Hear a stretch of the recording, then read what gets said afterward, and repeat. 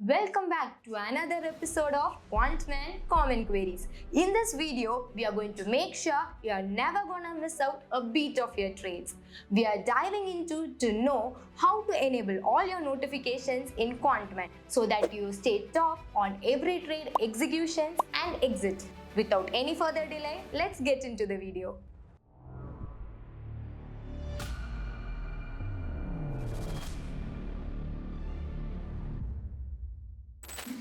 The first thing that you want to do is to log in into Quantman platform. Once you have logged in top right corner, you can see a user icon. Click that icon so that you will get a drop down menu. Then go to Profile. Navigate to Notification Settings. Here there are list of notifications that you want to enable. Toggle all the switches to on, so that you get notified for every trade executions and exit. Yeah, that's it. Now Quantman will keep you updated with real-time alerts so that you stay ahead on your game.